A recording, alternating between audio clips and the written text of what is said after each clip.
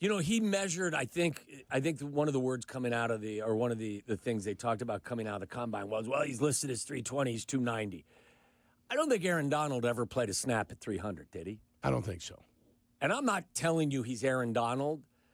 What I'm telling you is you don't have to be 330 to play that position exceptionally well. At the next level. I agree. What's next? Talk to me. After last year when the Bears draft decision was set in stone months before the draft ever happened, this has been a different process. I don't feel like anybody has a firm grasp on what's going on, but the more I read from people who are quote-unquote experts or in the know, more analysts are coming out of the woodwork to suggest trading down could be the likeliest outcome. Shot or no shot, the Bears trading down is the likeliest outcome right now. And probably the smartest outcome. Trade down, yes. I think that's a shot. Shot. I think 10 is kind of, Tyler said it yesterday, it's kind of no man's land in this draft. Will Campbell may be available at 10. He's, some people are worried about his arms. Length. Yeah. Look, if they decided to trade down and got another pick inside 41, now you got 4 inside of 41. It'd make me feel better. It wouldn't be the worst thing in the world. And you move down to 16? Yeah. Something like that? I'm fine with that. Would you move up in the right situation? I believe we did the math yesterday to move from 10 to 7. Yeah.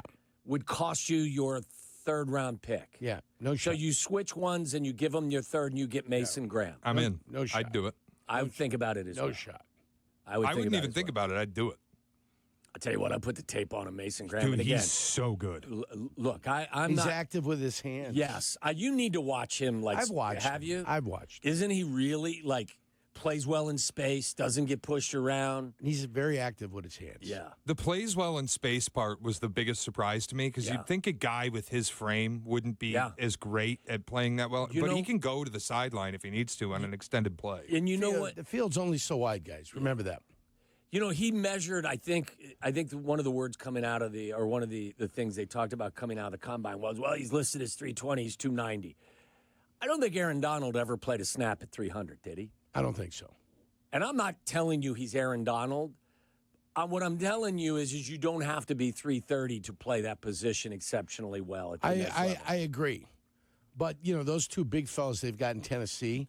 Oh, yeah. Different players. Different players. Different style of players. Different style of players. Right. You try to run against Tennessee, good luck. But you tell me this as well. Some guys, I would think, go to the combine a little lighter than normal to run faster and be more athletic. Yes. When they come back and they go to their pro days, they're heavier. Defensive linemen never run 40 yards in a game. No. Ever. Right. You're running 7 to 7. You're moving laterally most of the time. So you wouldn't be worried about his weight? No. Not at 290, no. Yeah. He's legitimate. And I don't need him to be a brick wall to stop the run. No, that's what Billings is for. He's incredibly disciplined, staying in his gap, controlling his gap, staying balanced. It's not what Billings is for. Graham will be there with Dexter, and then Billings would be the rotational guy, the 3, and then Dale would be the guy that, if you needed him, could move inside and spell a couple of guys. I think that's what Shay's saying. I'm also. He stops the run without being this enormous, imposing brick wall type of player because he's so balanced and he's got such good gap integrity. Yeah. It's all geeky stuff, but it's there when you watch him. John play. Randall was never over 300 pounds. No. John Randall played in the Though, middle. that was a different game for us years and years ago. Yeah, but still. No, but you're right. The numbers are the numbers. 4.2 when Deion Sanders ran it, and 4.2 when you run it now. True. It's still the same 4.2. Yeah, but how many defensive linemen 25 reps on the bench, still 25 reps on the bench. I get it. My point is when we were 38-inch playing, vertical, still a 38-inch vertical. I mean, those numbers don't change. Wasn't the average weight for a defensive lineman when we were playing a little lower than it is now? So it started going up. Yeah. It started going up. And the biggest example of this is 1985, the Bears' offensive line didn't have one guy over 300 pounds. Right. Even Jimbo was just under 300 pounds. I think that was 85. I'd say by 2000, every offensive lineman was over 300 pounds. Yes. And Fritzie Schirmer wanted all his guys to be a tad bit bigger. I never played more than 292, 294 pounds. I never played more than that. Fritzie tried to get me up higher. I said, "You're a lunatic. I ain't playing higher than that." Now with a swollen toe. Having another 7 pounds of fat around my waist? What do you think that's going to make? Back then you had is that going to make me more efficient? Had a 100-pound kettlebell in his bedroom at that time.